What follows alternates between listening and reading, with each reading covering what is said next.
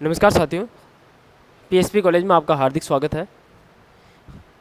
आज हम पढ़ेंगे मानव भूगोल में प्रवास के बारे में। अपना आज का जो टॉपिक रहेगा वो रहेगा प्रवास। प्रवास की परिभाषा देखेंगे और साथ ही साथ प्रवास की विधाएं, प्रवास के प्रकार और साथ ही साथ हम देखेंगे प्रवास के या प्रवास को प्रभावित करने वाले कारक। तो इसमें हम शुरुआत करते हैं।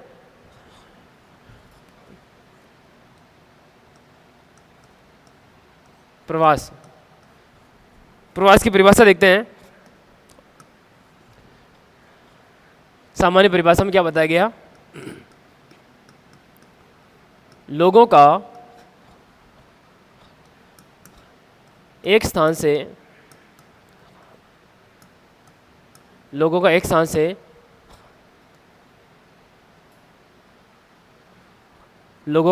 से दूसरे स्थान पर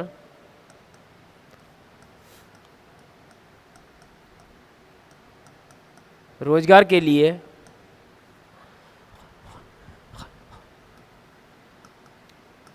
आना जाना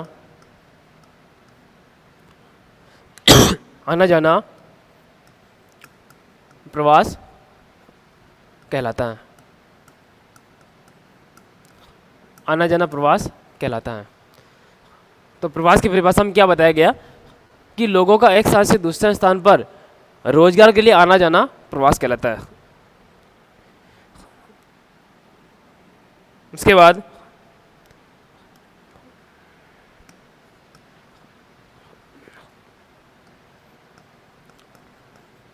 प्रवास की विधाएं देखते हैं हम। देखो क्या होता है कि लोगों का एक स्थान से दूसरे स्थान पर जाना प्रवास कहलाता है। किस हिसाब से, किस लिए जाते हैं? वो रोजगार की दृष्टि से। ये कारक महत्वपूर्ण है इसमें। तो रोजगार के लिए लोगों का एक स्थान से दूसरे स्थान पर जाना प्रवास कहलाता है। ये इसकी एक सामान्य परिभाषा हो गई है। उसके बाद प्रवास की विधाएं कि लोग जो प्रवास करते हैं वो किस स्टेप से किस स्टेप की तरफ करते हैं। पहले किस क्षेत्र से किस ओर की जाते हैं, किस ओर की तरफ जाते हैं, फिर किस ओर से किस ओर की तरफ जाते हैं। तो उसका एक डायग्राम के माध्यम से समझ सकते हैं। जैसे कि गांव, इधर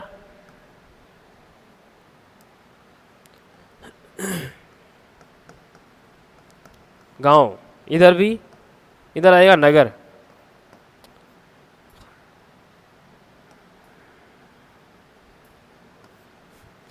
और इधर नगर, और बीच में लिख दीजिए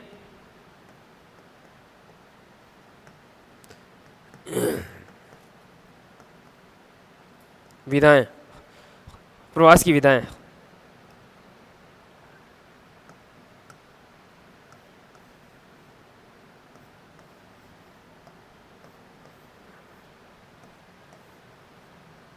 है ना? जो लोग जो प्रवास करते हैं उनमें सबसे पहले गांव से गांव की ओर जाते हैं कि जैसे गांव में लोग रहते हैं तो उनको अपनी आवश्यकताओं की पूर्ति पर्याप्त रूप से नहीं हो पाती है, या सभी आवश्यकताओं की पूर्ति नहीं हो पाती है, या उनको रोजगार पर्याप्त नहीं मिल पाता है। तो वो लोग क्या करते हैं कि आसपास के जो गांव होते हैं, जो अपने गांव से थोड़े से बड़े होते हैं, उस जगह पर वो क्या करते हैं, प्रवास करने लग जाते हैं या रोजगार के लिए चले जाते हैं। तो वो हो जाता है पहला जो कहलाता है, वो पहली जो विधा है वो कहलाती है गांव से गांव की ओर। दूसरी कहलाती है फिर पास वाले गांव में भी उनकी सभी आवश्यकताओं पूर्ति नहीं हो पाती है, सारी आवश्यकताएं पूरी नहीं हो पाती है। तो वो क्या करता है, गांव से आसपास में कोई नगर होता है तो वो नगर की ओर क्या करते हैं, प्रवास कर जाते हैं। तो दूसरा कहलाता है गांव से नगर की ओर।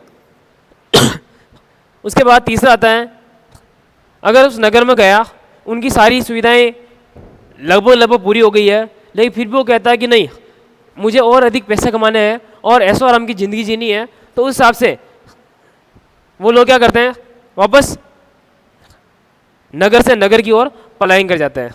तो ये तीसरा हो जाता है नगर से नगर की ओर। उसके बाद में अंत में जब उनको लगता है कि हमने क्या है, पर्याप्त पैसा कमा लिया है, अब हम वापस क्या चले जाते हैं, अपने स्वदेश, अपने गाँवों की तरफ लौट जाते हैं। तो फिर अंत में वो क्या करते हैं, वापस नगर से गांव की ओर पलायन कर जाते हैं। तो ये चौथी विधा इसकी हो जाती है कि नगर से गांव की ओर। पहले क्या होता है, गांव से गांव की ओर, उसके बाद गांव से नगर की ओर, उसके बाद नगर से नगर की ओर, और उसके बाद नगर से गांव की ओर। आगे देखते हैं प्रवास की विधाओं में पहली कौन सी थी,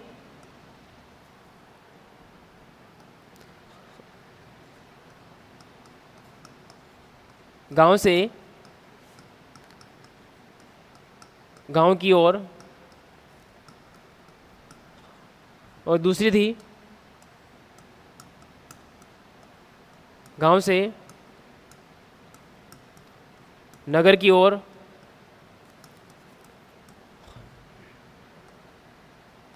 और तीसरी है नगर से नगर की ओर, और चौथी विधा हो जाती है नगर से गांव की ओर। ये 4 विधाएं हैं प्रवास की 4 विधाएं। उसके बाद में आता है प्रवास के प्रकार।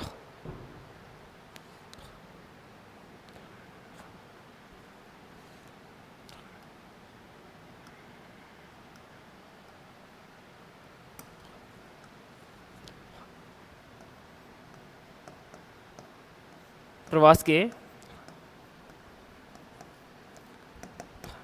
प्रकार। प्रवास के प्रकार में पहला आता है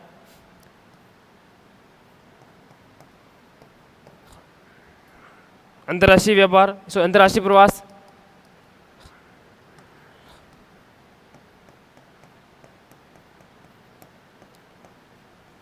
अंतर्राष्ट्रीय प्रवास। नंबर 2 राष्ट्रीय प्रवास, और तीसरा कहलाता है प्रतिगमन प्रवास। अब इसमें क्या होता है, अंतर्राष्ट्रीय प्रवास में एक देश का, या यूं कहे तो 2 या 2 से अधिक देशों में रोजगार के लिए, शिक्षा की दृष्टि से किसी भी प्रकार से एक देश से दूसरे देश की ओर पलायन करना या स्थानांतरित होना या प्रवास करना ही अंतर्राष्ट्रीय प्रवास कहलाता है, जो 2 या 2 से अधिक देशों के मध्य होता है। उसके बाद राष्ट्रीय प्रवास कि एक ही देश में देश के आंतरिक भागों में, जो कि राज्यों से कह सकते हैं हम, एक राज्य से दूसरे राज्य से तीसरे राज्य की ओर वो क्या होता है, पलायन होता है, प्रवास होता है, वो कहलाता है राष्ट्रीय प्रवास। फिर आता है प्रतिगमन प्रवास, किसी क्षेत्र में जाना और वापस स्वदेश लौट जाना प्रतिगमन प्रवास कहलाता है। कहा जाता है कि जब भारत पाकिस्तान का विभाजन हुआ था उस समय बहुत सारे मुस्लिम समाज के जो लोग थे वो पाकिस्तान की तरफ चले गए थे, लेकिन उसके बाद जब उस जगह पाकिस्तान के अंदर लोगों को रहने के लिए जगह नहीं मिली थी, तो उन लोगों को भारत में जब वापस आए थे तो उस समय इन लोगों को रहने के लिए जो भारत का जो तराई प्रदेश है, तराई प्रदेश, जो कि तराई प्रदेश में जहाँ पर नदियाँ, जो कि शिवालिक हिमालय के दक्षिण में जो उत्तर विशाल मैदान के अंतर्गत आता है, जो कि भाबर प्रदेश फैला हुआ है, भाबर के जस्ट नीचे तराई प्रदेश फैला हुआ है, जिसमें बताया गया कि भाबर में छोटी छोटी असंख्य नदियाँ क्या होती है, लुप्त हो जाती है, और वही लुप्त हुई नदियाँ आगे आकर वापस तराई प्रदेश में पुनः प्रकट होती है और वहाँ पर दलदली क्षेत्र का निर्माण कर देती है, और दलदली क्षेत्र का निर्माण कर देती है और पानी इधर उधर फैल जाता है, कीचड़ कीचड़ हो जाता है। उस जगह पर इन लोगों को रहने के लिए जगह दी थी, तो वो कहलाता है प्रतिगमन प्रवास, कि किसी नए क्षेत्र में जाना और वापस पुनः स्वदेश लौट जाना प्रतिगमन प्रवास कहलाता है।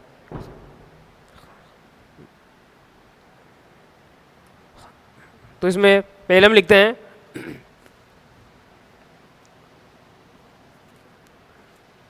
नंबर 1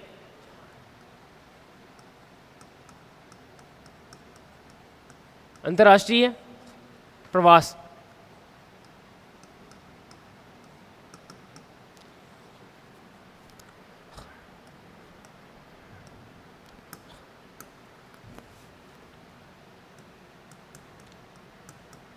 लोगों का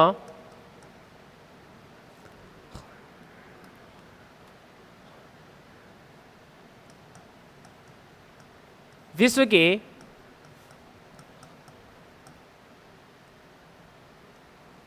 विभिन्न देशों में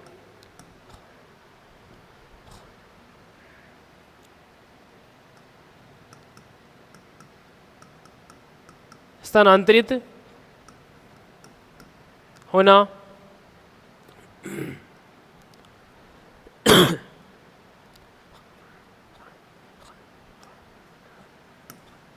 स्थानांतरित होना अंतर्राष्ट्रीय प्रवास कहलाता है। ठीक है ना। अर्थात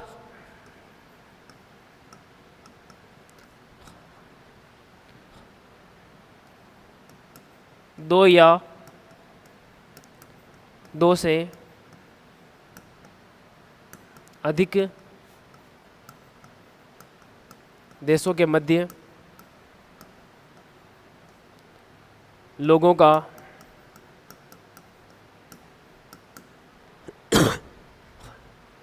प्रवास करना।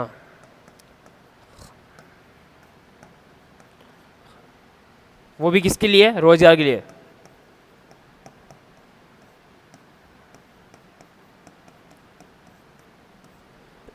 वो क्या कहलाता है? अंतर्राष्ट्रीय प्रवास कहलाता है। जैसे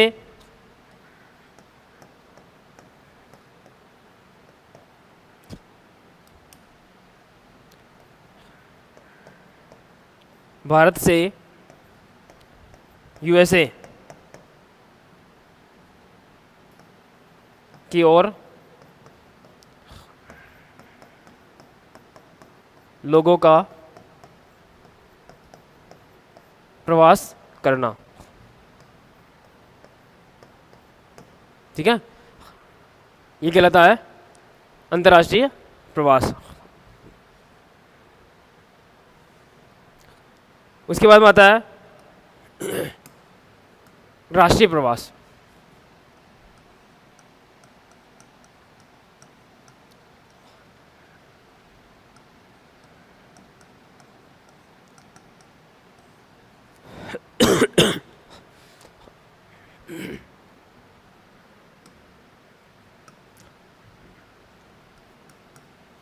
एक ही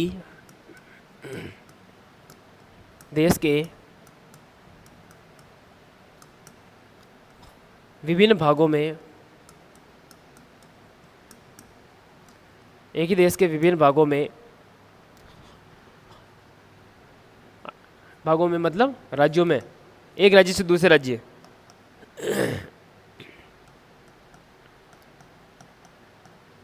एक राज्य से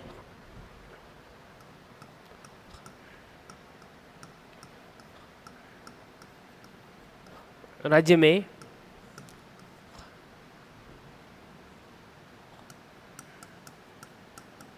लोगों का आना जाना आना जाना लोगों का आना जाना राष्ट्रीय प्रवास कहलाता है। जैसे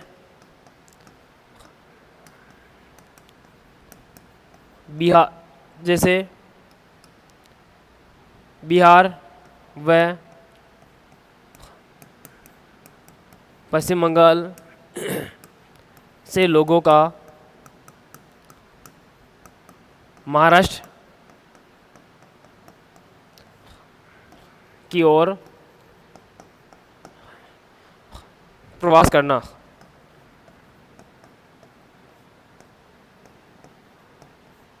क्या कहलाता है? राष्ट्रीय प्रवास कहलाता है।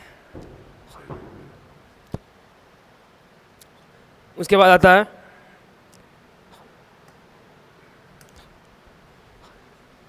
प्रतिगमन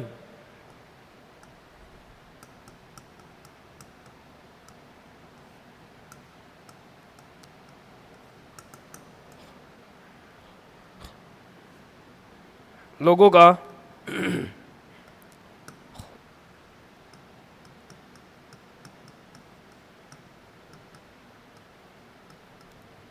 अन्यत्र स्थान पर जाकर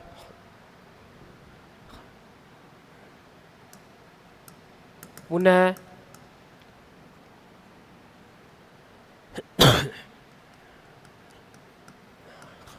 स्वदेश लौट जाना प्रतिगमन प्रवास कहलाता है। जैसे एग्जाम्पल ये बता था कि जब भारत पाकिस्तान में विभाजन हुआ था उस समय बहुत सारे मुस्लिम समाज के जो लोग थे वो पाकिस्तान की ओर उन्होंने प्रवास किया था, लेकिन उस जगह पाकिस्तान में जगह नहीं मिलने की वजह से लोगों को रहने के लिए सुविधाएं पर्याप्त नहीं हो पाई थी, तो वहाँ से वो लोग पुनः लौट कर भारत की तरफ आ गए थे। और भारत में जो आए थे उन लोगों को शरणार्थियों के रूप में जो भारत का जो तराई प्रदेश है उस जगह पर उनको रहने के लिए जगह दी गई थी। तो इस प्रकार से दूसरे देश में जाना और पुनः वापस स्वदेश लौट कर आना ही क्या कहलाता है? प्रतिगमन प्रवास कहलाता है। उसके बाद में आता है प्रवास को प्रभावित करने वाले कारक।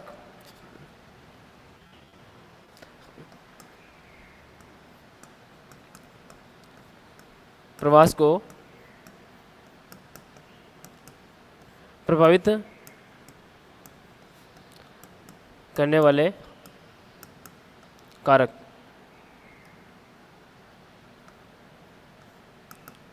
प्रवास को प्रभावित करने वाले कारक। प्रवास को प्रभावित करने वाले कारक मुख्य रूप से दो है। कौन सा है? नंबर एक,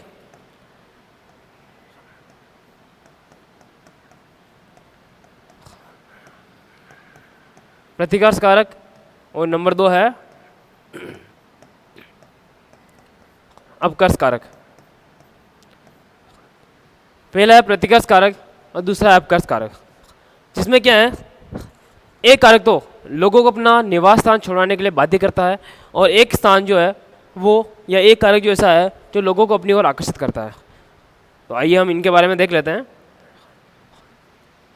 नंबर एक पहला है प्रतिकर्ष कारक।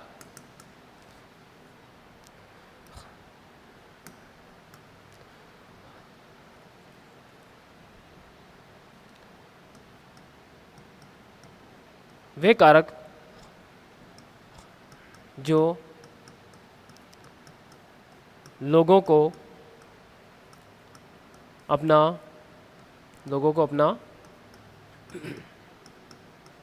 निवास स्थान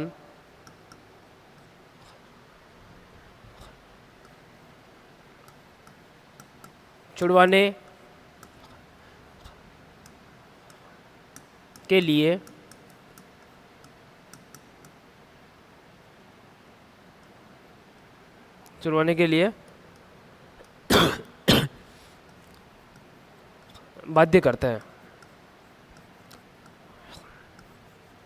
जैसे युद्ध, महामारी, अकाल व बेरोजगारी जैसी समस्याएं लंबे समय तक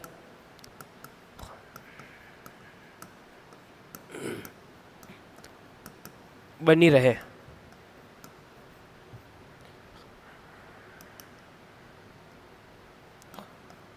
ठीक है, तो इस प्रकार समस्या बनी रहती है तो लोगों को अपना निवास स्थान छुड़वाने के लिए बाध्य कर देती है। अब देख लीजिए, अगर कोई ऐसा क्षेत्र है जहाँ पर कोई युद्ध हो रहा है, युद्ध चल रहा है, या कोई महामारी फैल रही है, अकाल की स्थिति उत्पन्न हो गई है, अकाल बढ़ गया है, या फिर वहाँ पर बेरोजगारी फैली हुई है, तो लोग वहाँ पर क्यों रहेंगे? अपनी आजीविका चलाने के लिए वो लोग क्या करते हैं, उस जगह को छोड़कर दूसरी जगह पर चले जाते हैं। और दूसरा जो कारक है वो कारक है अपकर्ष कारक।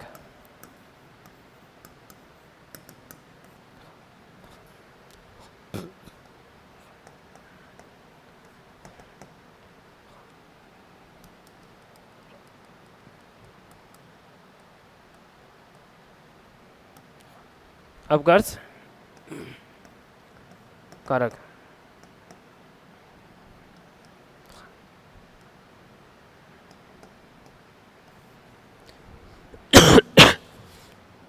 इसके अंदर क्या बताया गया?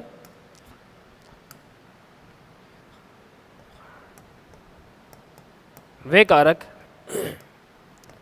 जो लोगों को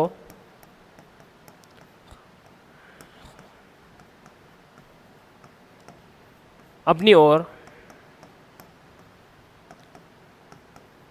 आकर्षित करते हैं, आकर्षित करते हैं। जैसे लोगों के लिए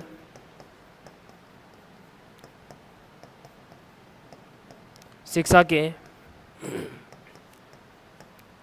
बेहतर अवसर,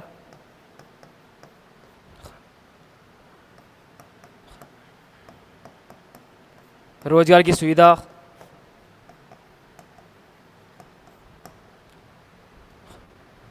अच्छी स्वास्थ्य सेवाएं,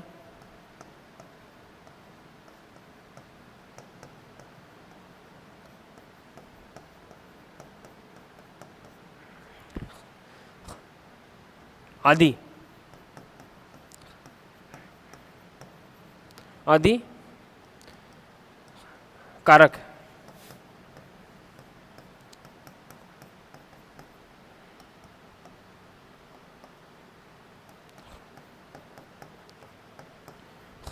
लोगों को अपनी ओर